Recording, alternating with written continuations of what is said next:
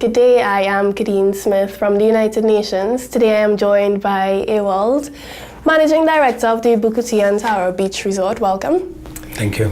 We're going to be speaking a bit about sustainable tourism and, of course, the Center of Excellence for Sustainable Development, which was launched in 2015 by the government of Aruba in partnerships with the United Nations Development Program. Now, a case study was done at your resort. Can you tell us a bit about that case study and your involvement with the Center of Excellence? Well, we got approached by the organization because obviously we have done some work in environmental conservation, and at that time we were able to present our entire program to the participants of the conference, and we then became a case study for this organization, and we're very proud of that fact. So thank you. Yeah. And of course, 2017 is the year of sustainable tourism for the United Nations. And tourism is one of the driving forces of global economic growth and currently accounts for 1 in 11 jobs worldwide. What, in your opinion, are some of the critical success factors to incorporate practices that promote sustainable tourism, which would create jobs and promote local culture and products? Well, I think Aruba is an example of what sustainable tourism and what tourism can do for a nation. If you say that 1 in 11 jobs in the world are in tourism, in Aruba, 1 of every job is in tourism, and so it is extremely important for us.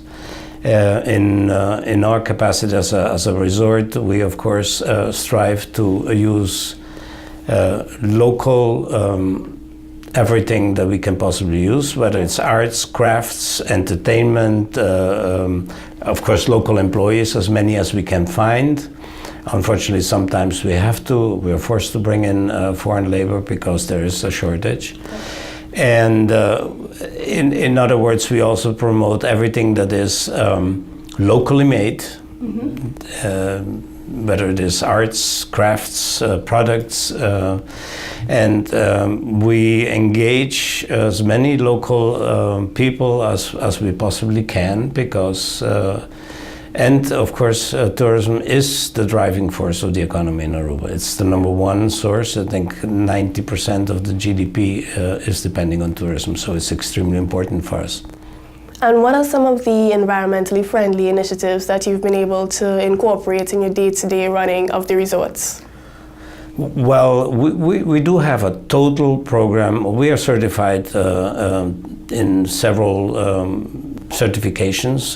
One is LEED, which is a building certification that really goes in depth in terms of energy conservation, pollution, noise pollution, and insulation. And then we have the other certifications like Green Globe that is more geared towards the local population, and of course also energy conservation and so forth. Also has a part of food safety, and so I think overall, and then we have ISO 14001, which is another certification which addresses a little bit more technically the issues of conservation, and all these various aspects of certifications provide us with a total program on how to move forward in every sense of environmental conservation, from natural products to sustainable products to recycled products to production of energy, and reusing, reducing, and recycling as much as we can. Including staff and guest involvement. We get our customers involved in many of the programs. We have, for instance, once a month we do the beach cleanup, and just last Wednesday we had a group of about 20 of our customers, or maybe 18, and then a group of associates, and we go out and we clean the beach.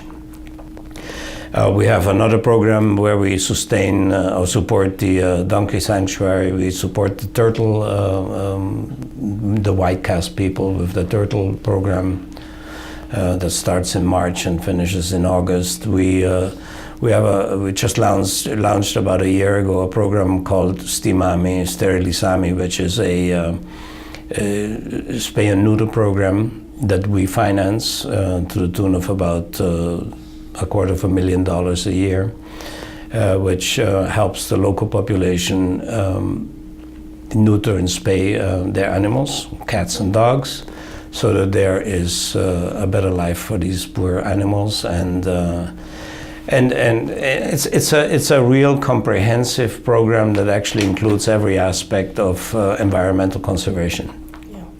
So your colleague Natalie will show us a bit more of the resort, but just before you go, can you share a bit of advice for other actors in the tourism sector on how to incorporate sustainable practices in everyday activities? I would say, for instance, in the case of Aruba, we are not in the tourism business. Mm-hmm. We are in the nature business. If we don't conserve our nature, we're out of business. So what is it, tourism or nature? Yeah. I would say it's nature.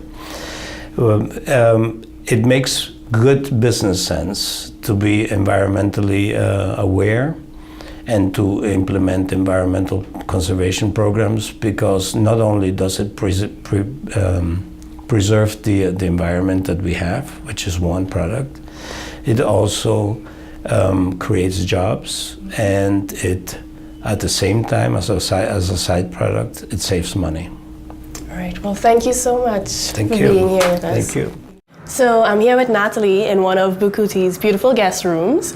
Natalie, can you share with us a bit about some of the environmentally friendly initiatives that we can see right here in the room? Of course. There's a couple of practices that we have in the room. First of all, on the front door and on the balcony door, we have sensors that makes the room sense if the guests go out and in, and it causes the air conditioning temperature to go up if the door is left open. So the air conditioning isn't working over time while the guest isn't in the room. We also have it that works in conjunction with other sensors throughout the room. Yeah. And that makes it know that the guest has left the room and is not coming back. So the air conditioning temperature will go up, the lights will go off, so electricity isn't running for no reason with nobody in the room. Also, the system that we have installed is a VRF system. This makes that normally an air conditioning will go on and off, so it has peak temperature, peak energy consumption.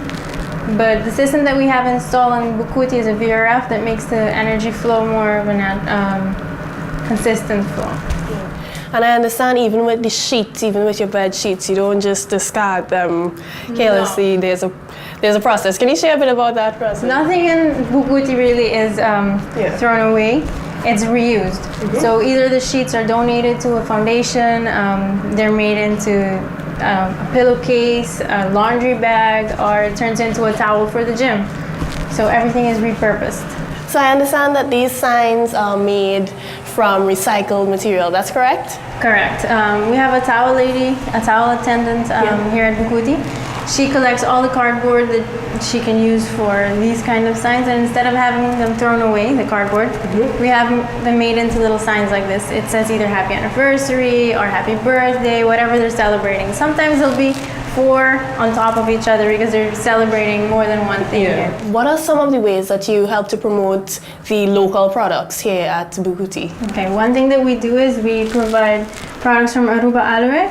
These are produced here in Aruba, and not only do we support the local community by doing so, but we also minimize the use of little plastic bottles because we buy in bulk and we just refill every time that it needs to be refilled, instead of providing little bottles that are always thrown away. And there's a unique piece of artwork in each room. Can you tell us a bit about the artwork that we see here? The artwork that we display in every room is by a local artist, Elisa Desoué. In this way, we support our own local artists on the island, support our local community. We also display them in public areas, so it's not only in the rooms. And we do have 104 rooms, so we have at least 104 paintings by this single artist.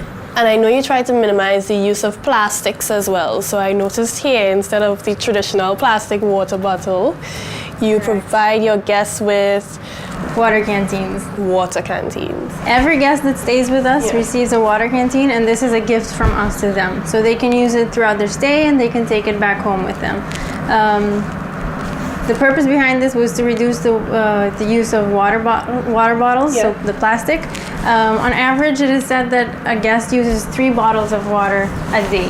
So Yeah. multiply that by the number of days that they're staying here and by the number of guests that we have, and you have a substantial reduction in the use of plastic.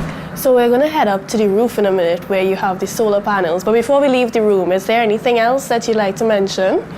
Yes, we also have all the furniture in the room is actually from farmed wood, so it's a sustainable practice. It's not just cutting down a rainforest to make furniture. It's actually a sustainable practice. And also we have LED lighting throughout the whole room as well as throughout the whole property. This is a requirement that we have by one of our certifications, which is LEED.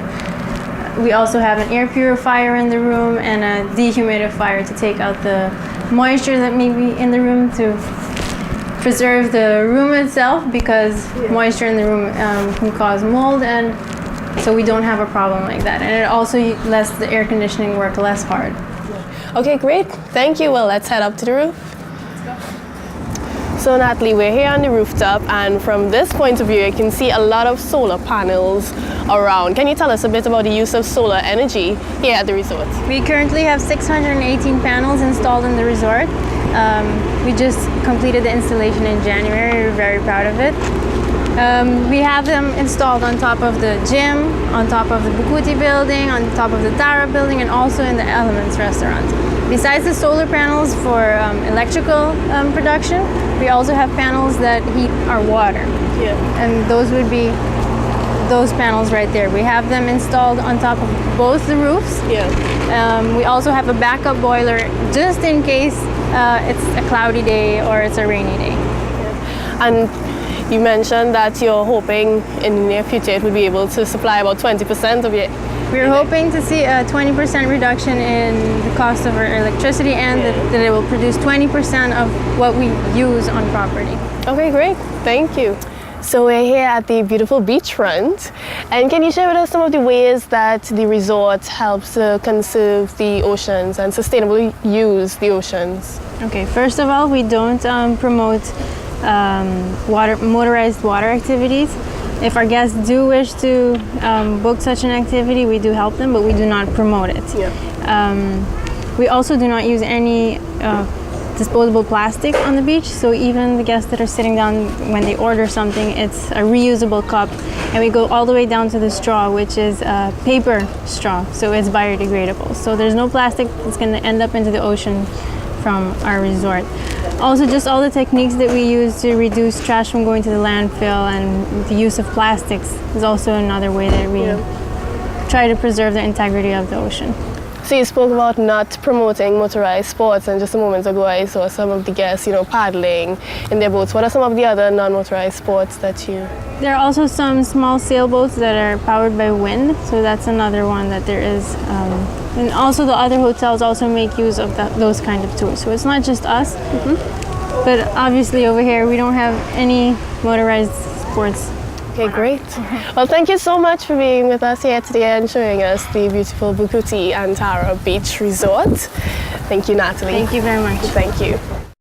To learn more about the Center of Excellence for Sustainable Development of Small Island Developing States, visit www.sustainablesids.org. For more information on the work of the United Nations and sustainable development in the Caribbean region, visit www.2030caribbean.org.